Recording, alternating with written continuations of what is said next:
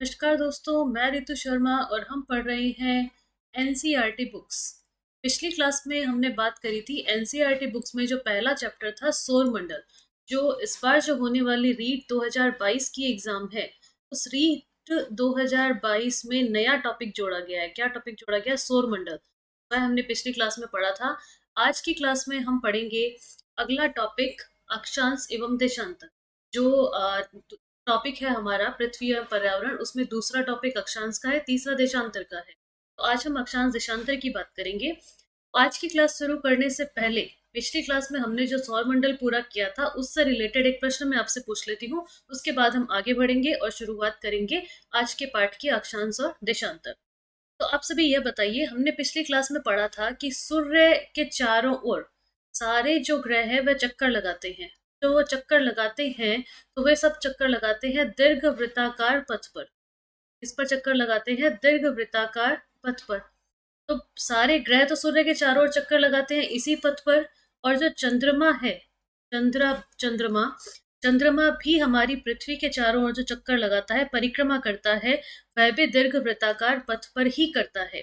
तो जब यह परिक्रमा करता है पृथ्वी की, तो कभी तो यह पृथ्वी के सबसे निकट होता है और कभी यह पृथ्वी से सबसे दूर की स्थिति में भी होता है।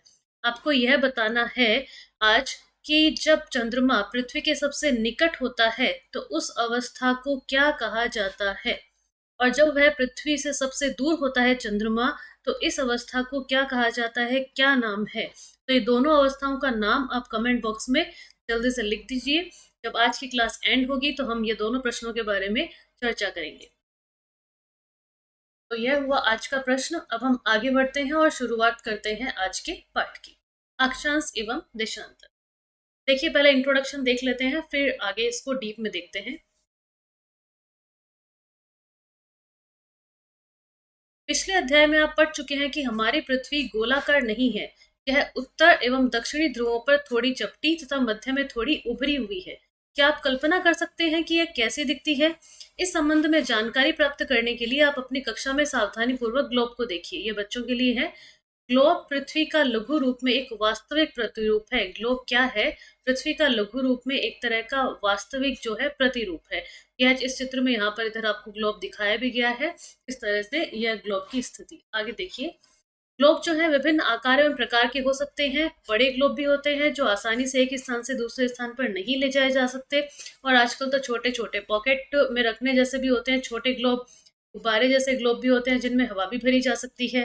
तो इनको आसानी से हम एक स्थान से दूसरे स्थान पर ले जा सकते हैं। ग्लोब स्थिर नहीं होते हैं। इसे उसी प्रकार घुमाया जा सकता है जैसे कुम्हार का पहिया या फिर उसका लट्टू, या फिर जो लट्टू खेलते हैं बच्चे वह घूमता है। ग्लोब पर देशों, महाद्वीपों तथा महासागरों को उनके सही आकार में दिखाया जा सकता है। जैसे ये ग्लोब यहाँ पर जो दिखाया गया, ये बराबर घूम भी सकता है। तो हम पृथ्वी के जो स्थिति है पूरे ग्लोब की, तो हम हर तरीके से उसको हर दिशा में उसको टर्न करके देख सकते हैं। तो यह स्थिर नहीं होते हैं। आगे देखिए, पृथ्वी के समान किसी गोले पर किसी बिंदु की स्थिति का वर्णन करना कठिन है। अब प्रश्न यह उठता है कि इस पर किसी स्थान की स्थिति को कैसे बताया जाए। इसके लिए हम कुछ बिंदुओं एवं रेखाओं के संदर्भ की आवश्यकता होती है। देखिए, आप देखेंगे कि एक सुई ग्लोब में झुकी हुई अवस्था में स्थित होती है, जिसे क्या कहा जाता है? अक्ष कहा जाता है। किसे कहा जाता है? देखिए, चित्र में देखिए, यह जो ग्लोब है इसमें यह जो दिखाया गया है, यह इसे कहते हैं अक्ष। ऊपर भी है और नीचे भी। तो यह जो सुई होती है इसको बोलते हैं, क्या बोलते हैं? अक्ष कहते हैं ग्लोब का। यह बताया यहाँ पे। आगे बढ़ते हैं। ग्लोब पर वे दो बिंदु जिनसे होकर सुई गुजरती है वह उत्तर तथा दक्षिणी ध्रुव हैं। ग्लोब को इस सुई के चारों ओर पृथ्वी की भांति पश्चिम से पूर्व की ओर घुमाया जा सकता है, लेकिन ध्यान रखिए इन दोनों में एक अंतर है कि पृथ्वी पर वास्तव में ऐसी कोई सुई नहीं होती है। वह अपने अक्ष पर बस चारों ओर घूमती है, जो एक काल्पनिक रेखा है। जिस रेखा की हम बात करते हैं कि ग्लोब पर वे दो बिंदु जिनसे होकर वो सुई गुजरती है, वह उत्तर और दक्षिणी ध्रुव है। तो जो रेखा की हम बात कर रहे हैं वह रेखा रियल में होती नहीं है, वह सिर्फ एक काल्पनिक रेखा होती है जिससे हम ग्लोब को दो भागों में विभाजित कर लेते हैं। तो देखिए, जैसे ये दोनों अक्ष हैं, अब इन दोनों को मिलाने वाली जो रेखा होती है, यह रेखा जो हमारे ग्लोब को दो भागों में विभाजित करती है, यह सिर्फ एक काल्पनिक रेखा है। रियल में ऐसी कोई रेखा नहीं है। आइए तो हम आगे देखते हैं। एक अन्य काल्पनिक रेखा भी ग्लोब को दो बराबर भागों में बांटती है। वह रेखा कौन सी होती है? उसे हम कहते हैं विषुवत वृत्त। जो रेखा ग्लोब को दो भागों में विभाजित करती है, उसको हम विषुवत वृत्त कहते हैं। एक तो अभी हमने बात करी कि जो सुई जिससे कनेक्टेड है वह, एक और होती है जिसको कहते हैं विषुवत वृत्त। ये कौन सा होता है इस चित्र में देख लीजिए। ये जो डॉट डॉट वाली लाइन है, यह है विषुवत वृत्त। तो यह जो विषुवत वृत्त है, यह हमारे ग्लोब को या पृथ्वी को दो भागों में विभाजित करता है, उत्तरी और दक्षिणी। तो ऊपर वाला, इसके जो ऊपर वाला ये हिस्सा है ऊपर का, ये पूरा हिस्सा तो क्या कहलाता है? उत्तरी गोलार्ध। और इसके दक्षिण में, इसमें आधा दिखा है क्योंकि विषुवत नीचे से यहाँ दिखा है, तो इसका जो नीचे वाला हिस्सा है वह पूरा कौन सा कहलाता है? दक्षिणी गोलार्ध कहलाता है। ऊपर का कहलाता है उत्तरी गोलार्ध। देखिए, पृथ्वी के उत्तर में स्थित आधे भाग को उत्तरी गोलार्ध तथा दक्षिण वाले आधे भाग को क्या कहते हैं? दक्षिणी गोलार्ध कहते हैं। ये तो बेसिक जानकारी है। आगे देखिए, ये दोनों बराबर के आधे भाग होते हैं। इनमें ऐसा नहीं होता कि उत्तरी गोलार्ध ज्यादा होता है या दक्षिणी गोलार्ध ज्यादा होता है, दोनों बिल्कुल इक्वल होते हैं। इस प्रकार विषुवत वृत्त पृथ्वी पर एक काल्पनिक वृत्त बनाती है। रियल में ऐसी कोई रेखा नहीं है, तो काल्पनिक वृत्त का निर्माण करती है विषुवत वृत्त। एवं पृथ्वी पर विभिन्न स्थानों की स्थिति बताने का सबसे महत्वपूर्ण संदर्भ बिंदु है। जब हम किसी भी स्थान की स्थिति की बात करते हैं तो हम विषुवत रेखा से ही देखकर कनेक्ट करके बात करते हैं। विषुवत वृत्त से ध्रुवों तक स्थित सभी समानांतर वृत्तों को अक्षांश समानांतर रेखाएं कहा जाता है। अब देखिए, यह है विषुवत वृत्त। इससे ऊपर जितने भी अक्षांश हैं, जैसे ये 20 डिग्री उत्तरी अक्षांश दिखाया गया है, फिर 40 डिग्री, फिर 60 डिग्री और बाद में ये 80 डिग्री उत्तरी ध्रुव, बाद में ये जो पॉइंट होता है ये 90 डिग्री उत्तरी ध्रुव होता है। तो इस तरीके से ये जो भी विषुवत वृत्त से लेकर उत्तर में भी और दक्षिण में भी जो भी इसके समानांतर ये रेखाएं होती हैं, यहाँ पर सिर्फ आपको 20-40 इसे डायरेक्ट दिखाई गई हैं, बीच में भी जो भी रेखाएं होंगी इसके समानांतर, वह सब क्या होती हैं? अक्षांश रेखाएं कहलाती हैं। तो इस तरीके से जो उत्तर से दक्षिण में फैली हुई इस तरीके से जो रेखाएं होती हैं ग्लोब पर, उन्हें कहते हैं हम अक्षांश रेखाएं। पहले हम सिर्फ अक्षांश की बात करेंगे, देशांतर पर हम बाद में जाएंगे। अक्षांशों को अंश में मापा जाता है। किसमें मापते हैं? अंश में मापते हैं। अब अंश क्या है? विषुवत वृत्त शून्य अंश अक्षांश को दर्शाती है। विषुवत वृत्त की बात करते हैं तो यह होता है शून्य, यानी कि 0 डिग्री। इसको कहते हैं 0 डिग्री अक्षांश। 0 डिग्री इसका अंश होता है।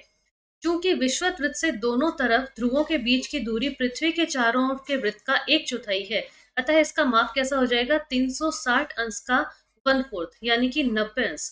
ये कह रहे हैं जो संपूर्ण पृथ्वी है, अगर इसको हम देखें तो यह संपूर्ण पृथ्वी कितनी है? 360 डिग्री। पूरा जो इसका सर्कल है 360 डिग्री का होता है। तो जब हम बात करते हैं दोनों ध्रुवों के, विषुवत वृत्त से दोनों तरफ ध्रुवों के बीच की दूरी, तो पृथ्वी के चारों ओर के वृत्त की हम बात करें तो उसका सिर्फ कितना रह जाता है? 1/4 रह जाता है, 1/4 पार्ट। इसलिए हम कह सकते हैं कि इसका जो माप होगा वह होगा 360 का 1/4 कितना हुआ? 90 डिग्री। इस प्रकार 90 अंश उत्तरी अक्षांश उत्तरी ध्रुव को दर्शाएगा, और नीचे जो होगा, ये जो इस तरह से पॉइंट बना हुआ है, तो यह तो उत्तरी ध्रुव है। इसी तरीके से जो दक्षिण में होगा उसको क्या कहेंगे हम? दक्षिणी ध्रुव है। ये हम दूसरे मैप में देखेंगे, इसको कहेंगे नीचे दक्षिणी ध्रुव। तो इस तरीके से, और इनकी वैल्यू कितनी होगी? 90 डिग्री। दक्षिणी अक्षांश ऊपर होगा 90 डिग्री, उत्तरी अक्षांश सिर्फ हम उत्तरी और दक्षिणी के साथ ही इसको अलग अलग डिफ्रेंशिएट कर सकते हैं, अदरवाइज ये सेम ही, इनकी डिग्री, इनकी वैल्यू जो है वह सेम ही है। तो इस तरह से अभी तक हमने क्या जाना? अभी तक हमने जाना कि एक काल्पनिक रेखा होती है जिसको हम कहते हैं विषुवत वृत्त, जिसकी वैल्यू होती है 0 डिग्री। इस 0 डिग्री के उत्तर में जो भी अक्षांश रेखाएं होती हैं वह कहलाती हैं उत्तरी अक्षांश की उत्तरी गोलार्ध की अक्षांश रेखाएं। तो इनकी जैसे वैल्यू के अकॉर्डिंग, क्योंकि ये विषुवत वृत्त के समानांतर होंगी और उत्तर में है, इसलिए हम इसको कहते हैं उत्तरी गोलार्ध की अक्षांश रेखाएं। और जो इसके विषुवत वृत्त के नीचे होंगी वह सब होंगी दक्षिणी गोलार्ध की अक्षांश रेखाएं। तो इनका जो वैल्यू है वह दोनों तरफ 0 डिग्री से शुरू करके फिर 90 डिग्री तक होगी, नीचे भी 0 डिग्री से 90 डिग्री तक होगी। ऊपर जो 90 डिग्री तक आएगा वह लास्ट वाला पॉइंट कहलाएगा 90 डिग्री अक्षांश, जिसको हम कहेंगे उत्तरी ध्रुव है। और सबसे नीचे जो आएगा उसकी वैल्यू होगी 90 डिग्री और उसको बोलेंगे दक्षिणी ध्रुव है। तो यह हमने बात करी है अभी तक कि क्या अक्षांश रेखाएं होती हैं और किस तरीके से उनको दर्शाया जाता है, किस तरीके से उनकी स्थिति होती है। अब थोड़ा आगे देखिए, फिर हम और डेप्थ में इसको देखते हैं।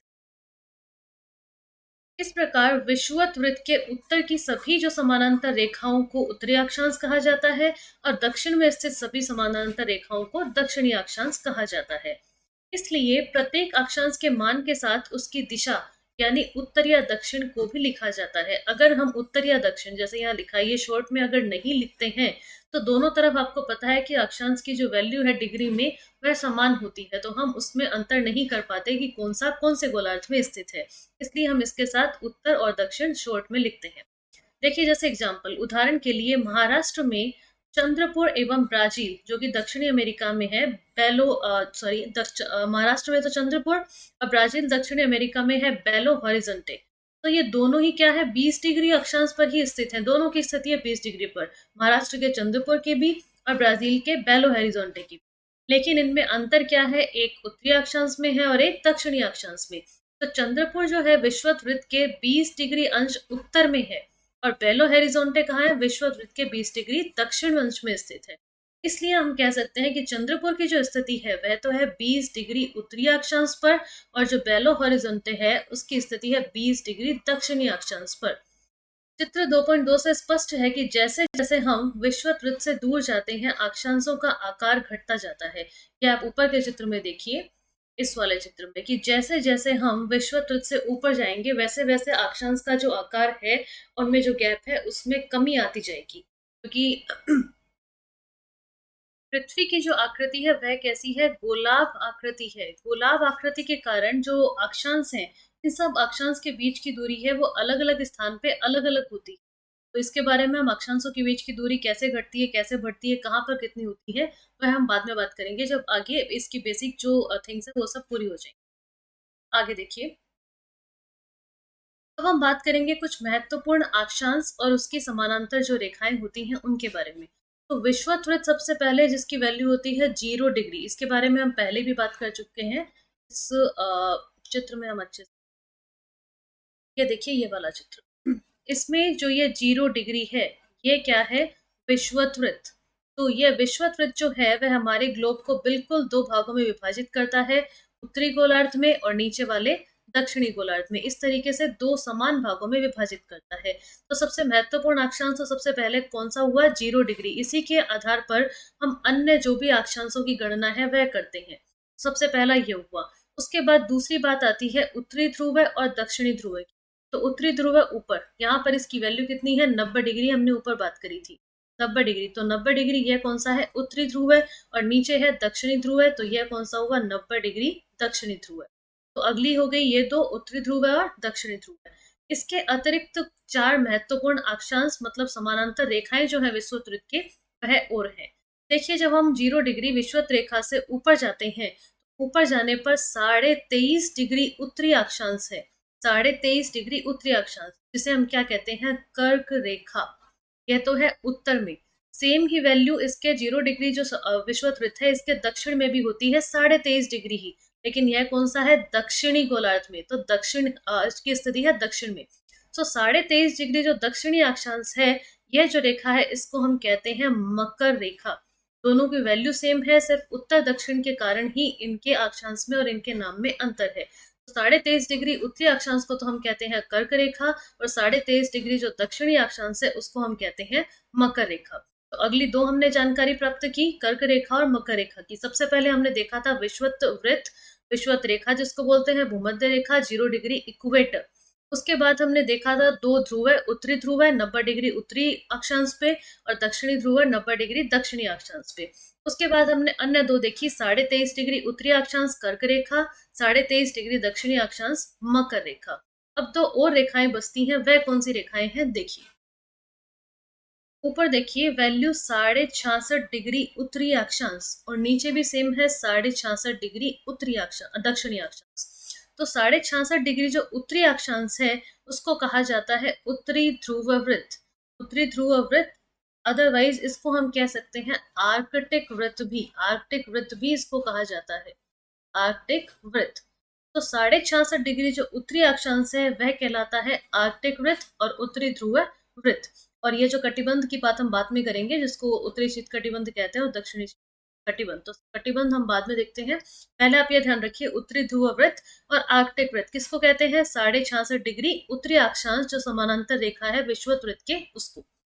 नीचे जो है 66.5 डिग्री दक्षिणी अक्षांश, इसको कहते हैं दक्षिणी ध्रुव वृत्त। और इसका अन्य नाम क्या कहलाता है? होता है अंटार्कटिक वृत्त। अंटार्कटिक वृत्त। तो उत्तर में जो अक्षांश है 66.5°, वह तो हुआ आर्कटिक, और दक्षिण में जो 66.5° है वह हुआ अंटार्कटिक वृत्त। इस तरीके से हमने इतनी बातें करी हैं विषुवत वृत्त, और उसके अलावा उत्तरी ध्रुव और दक्षिणी ध्रुव है, और उसके अलावा 4 महत्वपूर्ण अक्षांश, 23.5° उत्तरी अक्षांश, दक्षिणी अक्षांश, और 66.5° उत्तरी और दक्षिणी। तो यह तो बात हुई कुछ महत्वपूर्ण अक्षांशों की, जो हमारे लिए आगे किसी भी अक्षांश की गणना करने के लिए, उसके बारे में जानने के लिए बहुत ही महत्वपूर्ण है। बाकी देखिए, एक बार मैं आपको ग्लोब पर लेकर चलती हूँ और ग्लोब की जो मैप पर स्थिति है वह दिखाती हूँ, और फिर हम एक बार हमारा जो भारत है उसकी स्थिति और ग्लोब पर जो संपूर्ण हमारे अलग अलग महाद्वीपों की स्थिति है उसके बारे में देख लेते हैं। आइए एक बार देखते हैं इसे। देखिए, यहाँ देखिए, आपको पूरा ग्लोब जो है एक तरह से फ्लैट उसमें दिखाया गया, जो पूरा जो है उसको हम एक साथ यहाँ पर देख सकते हैं, पूरे ग्लोब को। देखिए, हमने उसमें जो पार्ट में बात करी थी वह यह है, यहाँ है 0°, जो विषुवत वृत्त है, विषुवत रेखा। यह जो विषुवत रेखा है, आप देख सकते हैं कि पूर्व से पश्चिम तक, क्योंकि अक्षांश किन्हें कहते हैं? अक्षांश की परिभाषा यही होती है कि पूर्व से पश्चिम तक खींची गई जो समानांतर जो रेखाएं होती हैं, काल्पनिक रेखाएं, उसे हम क्या कहते हैं? अक्षांश कहते हैं। और जो उत्तर से दक्षिण खींची गई जो काल्पनिक रेखाएं हैं, जो ये रेखाएं हैं, इनको हम क्या कहते हैं? देशांतर कहते हैं। तो अक्षांश रेखाओं की हम बात कर रहे हैं, तो ये क्या है? यह 0° अक्षांश है, जिसको क्या कहा जाता है? विषुवत वृत्त। विषुवत वृत्त, आप इसको इक्वेटर कह लीजिए, आप इसको भूमध्य रेखा कह लीजिए, जो भू को, पृथ्वी को 2 भागों में विभाजित करती है। अब देखिए, जो विभाजन होता है उसके बाद जो ऊपरी हिस्सा है, इसके ऊपर का जो पूरा भाग है वह कहलाता है उत्तरी गोलार्ध, जो हमने बात करी। तो इसके ऊपर का जो भी भाग है सब उत्तरी गोलार्ध में आता है। नीचे का जो भाग है वह पूरा कौन सा में आता है? दक्षिणी गोलार्ध में आता है। तो यह तो उत्तर और दक्षिणी दिशा की बात हुई। अगर हम बात करें पूर्व और पश्चिम की, तो पूर्व और पश्चिम में भी हमारा जो ग्लोब है 2 भागों में विभाजित होता है। वह किससे होता है? वह भी 0° से ही होता है। लेकिन यह क्या है? यह देशांतर है, प्राइम मेरिडियन। इसके बारे में हम बाद में बात करेंगे, क्योंकि अभी हम अक्षांश देख रहे हैं।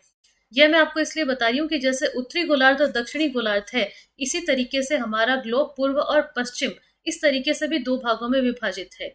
तो यह जो प्राइम मेरिडियन है 0°, इसके इस साइड का जो भाग है यह तो कौन सा हुआ? पूर्वी दिशा है, तो यह हुआ पूर्वी गोलार्ध। और इसके जो इधर वाला हिस्सा है वह हुआ वेस्ट पश्चिम, तो इसको हम कहते हैं पश्चिमी गोलार्ध। यह मैं इसलिए आपको बता रही हूँ कि हमारे इंडिया की, भारत की जो स्थिति है वह हम ग्लोब पर देखें तो कौन से गोलार्ध में आती है। तो अगर हम उत्तर दक्षिण की बात करें तो उत्तरी गोलार्ध में है, अगर हम पूर्व पश्चिम की बात करें तो यह किस में है? पूर्वी गोलार्ध में है। तो हमारे भारत की जो स्थिति है वह उत्तरी पूर्वी गोलार्ध में है। हम जब भी अक्षांश, देशांतर और हमारे भारत की स्थिति याद करते हैं, तो आपको पता है, चाहे भारत हो, राजस्थान हो, हम उत्तरी पूर्वी गोलार्ध में स्थित हैं। इसीलिए जब हम याद करते हैं अक्षांशीय स्थिति, तो हम जो उत्तरी और पूर्वी इसी रूप में याद करते हैं। हमारे उसके बीच में दक्षिणी कभी नहीं आता, पश्चिमी नहीं आता, क्योंकि हमारे भारत की जो स्थिति है वह उत्तरी पूर्वी गोलार्ध में है। देखिए, जैसे आप यूजुअली सब लर्न करते हैं, याद करते हैं, ये बात मैंने पहले भी जिक्र किया हुआ है इसका, पर अभी अक्षांश देशांतर की बात है तो यह फिर से बताना जरूरी है। जैसे इंडिया की, हमारे भारत की जो स्थिति है ग्लोब पर वह कैसी है? 8°4' उत्तरी अक्षांश से आगे कितनी है? 37°6'। क्या है आगे? उत्तरी अक्षांश, यह स्थिति। और जो हमारी देशांतरीय स्थिति है वह कौन सी है?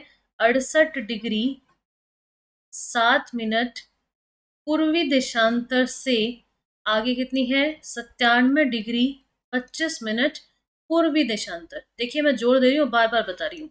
8°4' से 37°6' उत्तरी अक्षांश। तो जब बुक्स में कहीं भी लिखा हुआ होता है तो लास्ट में लिखा आता है सिर्फ यहाँ पे उत्तरी अक्षांश, 8°4' के बाद वह नहीं लिखते हैं, तो यह अंडरस्टूड है। लेकिन एग्जाम में ऐसा क्वेश्चन पूछा हुआ है और कंफ्यूजन होता है। तो 8°4' भी उत्तरी अक्षांश है, 37°6' भी उत्तरी अक्षांश ही है। इसी तरीके से 68°7' भी पूर्वी देशांतर है, और 97°25' भी पूर्वी देशांतर ही है। तो यह ध्यान रखना है, यह हमारे भारत की स्थिति है। तो आपने देखा कि ऊपर भी हमने किसकी बात करी थी? उत्तरी की बात करी, और नीचे हमने बात करी पूर्वी की। क्यों? क्योंकि हमारे भारत की जो स्थिति है वह ग्लोब पर उत्तरी पूर्वी गोलार्ध में है, इसीलिए हम इस तरीके से याद करते हैं। तो यह बात आप ध्यान रखिएगा थोड़ी, अभी इसके बारे में चर्चा हुई तो मैंने बताना ज़रूरी समझा। अब आगे देखिए कि हमने भारत की स्थिति देखी कि इस तरीके से इस गोलार्ध में है। हम बात कर रहे थे 0 डिग्री इक्वेटर की। तो 0 डिग्री है जो अक्षांश है, इसके ऊपर एक-एक करके सारे अक्षांश चलते हैं। आप स्थिति यहाँ देख लीजिए। जैसे इसमें यहाँ पर उन्होंने 15 डिग्री का गैप लेकर बताया है। 15 डिग्री उत्तरी, फिर 30 डिग्री, 45 डिग्री, 60, 75, इस तरीके से ऊपर 180 डिग्री। अब देखिए कि हमारे जो ये अक्षांश रेखाएँ हैं, तो अक्षांश रेखाएँ जो हैं, वह तो टोटल है 179। इस तरह का प्रश्न पूछा जाता है और कन्फ्यूजिंग प्रश्न होता है कि अक्षांश रेखाओं की संख्या कितनी होती है और अक्षांश कितने हैं। तो अक्षांश रेखाओं की अगर संख्या पूछी जाए तो वह 179 ही है। लेकिन पूछा जाए कि कुल अक्षांशों की संख्या कितनी है, तो कुल अक्षांश कितने हैं? 180 कुल अक्षांश हैं। ऐसा क्यों होता है? ऐसा इसलिए होता है कि जो 0 डिग्री अक्षांश है, इसको उत्तरी में भी गिना जाता है, दक्षिणी में भी गिना जाता है। इसलिए अगर अक्षांशों की बात करेंगे हम, तो यह टोटल हो जाते हैं 180, लेकिन रेखा जो है कम होती है क्योंकि 0 डिग्री को दोनों साइड गिना जाता है, इसलिए रेखाएँ कितनी होंगी? 179 होंगी। तो इसमें कन्फ्यूज़न नहीं होना चाहिए और आप अच्छे से इसको ध्यान रखिएगा। अब हम वापस चलते हैं अपने बुक के पेज पर और उसको कंटिन्यू करते हैं। देखिए, ये महत्वपूर्ण अक्षांश हमने पढ़ लिए थे। आगे देखते हैं। ये उत्तरी गोलार्ध और दक्षिणी गोलार्ध हमने देखे। अब हम बात करेंगे आगे पृथ्वी के ताप कटिबंध। पहले तो ये बात कर लें कि ताप कटिबंध होते क्या हैं। तो देखिए, इसी से समझ लीजिए कि ताप नाम है, इसका मतलब तापमान। तापमान के अनुसार पृथ्वी पर जो अलग-अलग क्षेत्रों की अलग-अलग अक्षांशों पर जो स्थिति बनती है कि सूर्य से किस क्षेत्र को कितना तापमान प्राप्त हो रहा है, उसी के अनुसार कटिबंध बना दिए गए हैं। तो अगर हम बात करें तो हमारी पृथ्वी पर टोटल जो मुख्यतया है वह कितने टोटल 3 कटिबंधों का निर्धारण किया गया है। देखिए किस तरीके से कटिबंध निर्धारित किए गए हैं। कर्क रेखा एवं मकर रेखा के बीच में क्या स्थिति है? कर्क रेखा 23.5 डिग्री उत्तरी अक्षांश, मकर रेखा सेम वैल्यू 23.5 डिग्री, कौन सा? दक्षिणी अक्षांश। इनके बीच में जो जितने भी अक्षांश होते हैं वहां पर सूर्य वर्ष में एक बार दोपहर में सिर के ठीक ऊपर होता है। इसीलिए इस क्षेत्र में ऊष्मा जो है सबसे अधिक ऊष्मा प्राप्त होती है। इसलिए इस क्षेत्र को क्या कहते हैं? कौन सा कटिबंध हो गया? उष्ण कटिबंध। वहां पर फोटो पर चलेंगे, एक बार यहाँ से टेक्स्ट पढ़ लेते हैं फिर वापस चलते हैं। कर्क रेखा तथा मकर रेखा के बाद किसी भी अक्षांश पर दोपहर का सूर्य कभी भी सिर के ऊपर नहीं होता है। यह फिक्स बात है, फैक्ट है ये कि सिर के ऊपर सिर्फ एक बार सूर्य वर्ष में एक बार ही दोपहर में सिर के ठीक ऊपर होता है, कर्क और मकर रेखा के बीच में। अन्य किसी भी अक्षांश पर ऐसा नहीं होता है। ध्रुव की तरफ सूर्य की किरणें जब जाती हैं तो वह तिरछी होती जाती हैं। इस प्रकार उत्तरी गोलार्ध में कर्क रेखा एवं उत्तरी ध्रुववृत्त व दक्षिणी गोलार्ध में मकर रेखा एवं दक्षिणी ध्रुववृत्त के बीच वाले जो क्षेत्र हैं, वहां का तापमान कैसा होता है? मध्यम रहता है, क्योंकि सूर्य की किरणें वहां पर तिरछी गिरती हैं। तो तिरछी गिरने के कारण तापमान क्या हो गया? मीडियम हो गया। इसलिए इस क्षेत्र को क्या कहा जाता है? शीतोष्ण कटिबंध। कि न तो वह पूरा उष्ण है न वह पूरा शीत है, तो उसको मिलाकर बना दिया शीत प्लस उष्ण, शीतोष्ण कटिबंध। अगला देखिए, उत्तरी गोलार्ध में उत्तरी ध्रुववृत्त एवं उत्तरी ध्रुव तथा दक्षिणी गोलार्ध में दक्षिणी ध्रुववृत्त एवं दक्षिणी ध्रुव। इनके बीच के क्षेत्र में ठंड बहुत होती है। क्यों? क्योंकि यहाँ सूर्य का जो क्षितिज से ज्यादा ऊपर आ ही नहीं पाता है, तो सूर्य की किरणें यहाँ पर नहीं पहुंच पाती है। इसलिए यहाँ पर सिर्फ सर्दी ही रहती है। तो इस कटिबंध को क्या कहते हैं? शीत कटिबंध। इस तरीके से पृथ्वी को 3 कटिबंधों में विभाजित किया गया है। पहला कटिबंध है उष्ण कटिबंध, दूसरा है शीतोष्ण कटिबंध और तीसरा कौन सा है? शीत कटिबंध। अब देखिए वापस उसी फोटो पे हम चलते हैं और चित्र की सहायता से हम और अच्छे से कटिबंध देख लेते हैं।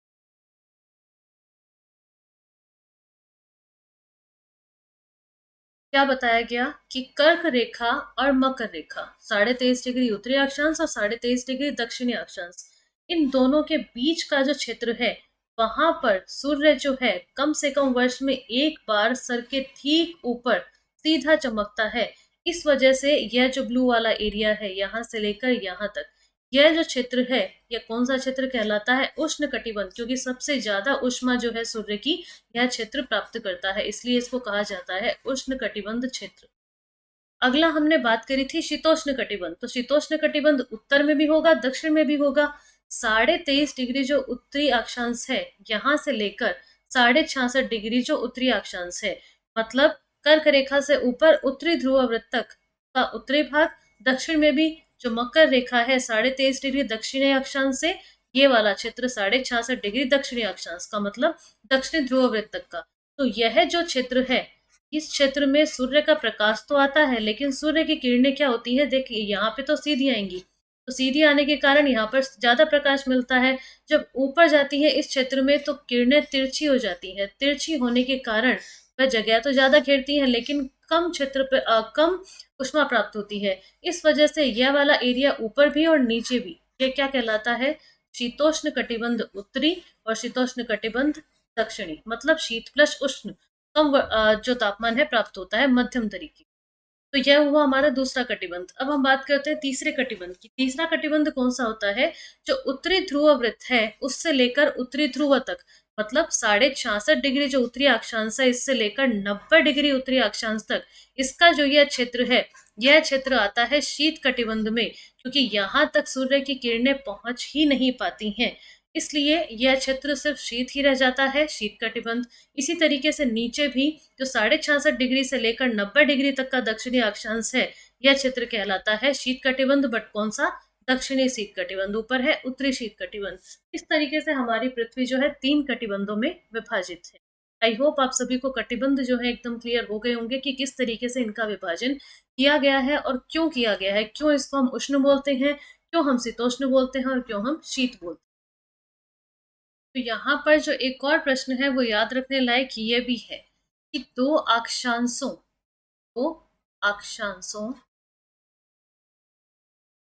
जैसे अभी हम अक्षांशों की ही बात कर रहे हैं इसलिए बता रही हूँ, दो अक्षांशों के मध्य की जो दूरी होती है, दो अक्षांशों के मध्य की दूरी, इसको क्या कहा जाता है। देखिए, देशांतरों के मध्य की दूरी को अलग नाम दिया जाता है और अक्षांशों के मध्य की दूरी को अलग नाम दिया जाता है। अब जल्दी से बताइए क्या कहते हैं दो अक्षांशों के मध्य की दूरी को, जल्दी से कमेंट में लिख दीजिए, क्योंकि अक्षांशों के मध्य की दूरी अलग है और देशांतर की भी हम अभी बात कर लेंगे, देशांतर पढ़ेंगे बाद में डिटेल में, पर मध्य की दूरी का नाम अभी हम देख लेते हैं। देशांतर के मध्य की दूरी भी बताइए। हाँ, देखिए, दो अक्षांशों के मध्य की जो दूरी होती है उसको अभी हमने पढ़ा है कि क्या कहते हैं, कटिबंध कहते हैं। आप कटिबंध भी कह सकते हैं, आप इसको जोन भी कह सकते हैं, जोन या कटिबंध। दो अक्षांशों के मध्य की दूरी को कहा जाता है कटिबंध या जोन। और दो देशांतरों के मध्य की जो दूरी है उसको कहा जाता है गोरे। अलग अलग नाम है, अक्षांशों के मध्य की दूरी कटिबंध या जोन, और देशांतरों के मध्य की जो दूरी है उसको कहते हैं गोरे। तो यह नाम आप ध्यान रखिएगा, अभी अक्षांशों की बात आई तो यह बात भी बताने लायक। अब देखिए, एक दो बातें और अक्षांशों के संबंध में देख लीजिए, फिर हम जो शुरुआत में प्रश्न पूछा था उसके बारे में बात करते हैं। तो देखिए, पृथ्वी जो है वह दो तरीके से घूमती है। पृथ्वी अपने अक्ष पर भी घूमती है और पृथ्वी क्या करती है, सूर्य के चारों तरफ भी घूमती है। ये आप सभी को पता है। पृथ्वी किस दिशा में घूमती है, पृथ्वी पश्चिम से पूर्व दिशा में घूमती है, पश्चिम से पूर्व दिशा में। अब मैं आपको यहाँ पर यह बता रही थी कि पृथ्वी अपने अक्ष पर पश्चिम से पूर्व घूमती है, लेकिन जब पृथ्वी अपने अक्ष पर घूमती है और सूर्य की परिक्रमा करती है, तो दो तरह की इसका घूर्णन होता है। एक तो होता है परिक्रमण और एक होता है परिभ्रमण। परिक्रमण क्या होता है, परिभ्रमण क्या होता है। तो परिक्रमण तो देखिए आप ऐसे याद कर लीजिए, परिक्रमा जैसे हम किसी मंदिर में जाते हैं तो मंदिर की क्या करते हैं, हम परिक्रमा करते हैं। तो मंदिर तो क्या है, एक जगह पर स्थायी है और हम उसके चारों तरफ घूम रहे हैं। तो पृथ्वी क्या करती है, सूर्य के चारों तरफ घूमती है, उसकी परिक्रमा करती है। तो वह तो क्या हुआ, परिक्रमण। और पृथ्वी जब अपने अक्ष पर घूमती है तो वह हुआ परिभ्रमण। तो जो पृथ्वी जब परिभ्रमण करती है तो उसकी गति हर स्थान पर अलग अलग होती है। तो जो 0 डिग्री है, 0 डिग्री अक्षांश, जब पृथ्वी घूमती है तो पृथ्वी की परिभ्रमण जो गति होती है वह सर्वाधिक होती है 0 डिग्री अक्षांश पर। यह आपको ध्यान रखना है। पृथ्वी की परिभ्रमण की सर्वाधिक गति कहाँ होती है, 0 डिग्री अक्षांश पर होती है। और जैसे जैसे वह ध्रुवों की ओर जाती है उसकी गति में कमी आती जाती है, और 90 डिग्री अक्षांश पर जब वह पहुंचती है तो इसकी गति कैसी हो जाती है, बिल्कुल खत्म, शून्य हो जाती है इसकी गति। जब वह कहाँ पहुंचती है, 90 डिग्री अक्षांश ध्रुव पर पहुंचती है। तो यह आपको ध्यान रखना है कि इसकी गति में परिवर्तन होता है। 0 डिग्री अक्षांश पर सर्वाधिक और ध्रुवों तक पहुंचते पहुंचते इसकी गति कम हो जाती है, शून्य के बराबर हो जाती है। तो यह कुछ बातें हुई अक्षांश के बारे में। आगे जो है वह है देशांतर। तो देशांतर हम अगली क्लास में शुरू करेंगे। अब मैं बात कर लेते हैं, मैं बात कर लेती हूँ आपसे जो प्रश्न मैंने क्लास के शुरू में पूछा था, तो उसको डिस्कस कर लेते हैं। क्लास के शुरू में प्रश्न यह पूछा था कि चंद्रमा जो है वह पृथ्वी की परिक्रमा करता है, वह किसमें करता है? दीर्घ वृत्ताकार पथ में करता है। मैं बार बार रिपीट इसलिए कर रही हूँ कि आपको दिमाग में फिक्स हो जाए कि दीर्घ वृत्ताकार पथ में चंद्रमा जो है पृथ्वी की परिक्रमा करता है। जिस तरीके से ग्रह सूर्य की परिक्रमा करते हैं दीर्घ वृत्ताकार पथ पर, उसी तरीके से यह भी परिक्रमा करता है।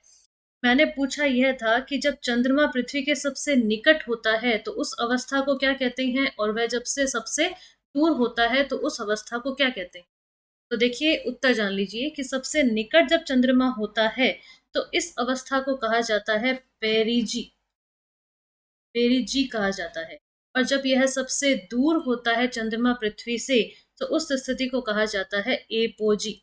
एपोजी सबसे निकट की स्थिति कहलाती है पेरिजी और सबसे दूर की स्थिति क्या कहलाती है? एपोजी। देखिए इस तरह के प्रश्न पूछे जाते हैं, और इस तरह का प्रश्न पिछली रीट की एग्जाम में तो आया भी था। यह मैं आपसे बात कर रही हूँ अभी चंद्रमा की, और उसमें बात की गई थी कि सूर्य की, सूर्य और पृथ्वी के बीच सर्वाधिक निकट की जो स्थिति है उसकी, उसको क्या कहते हैं, और दूर की स्थिति। तो सर्वाधिक निकट जो स्थिति होती है, यह तो कॉमन प्रश्न है कि सूर्य के पृथ्वी के सर्वाधिक निकट जो स्थिति होती है उसको कहते हैं पेरीहिलियन। पेरीहिलियन सबसे निकट की स्थिति। ये होती कब है? 3 जनवरी को होती है। और सबसे जो दूर की स्थिति होती है वह होती है कब? 4 जुलाई को।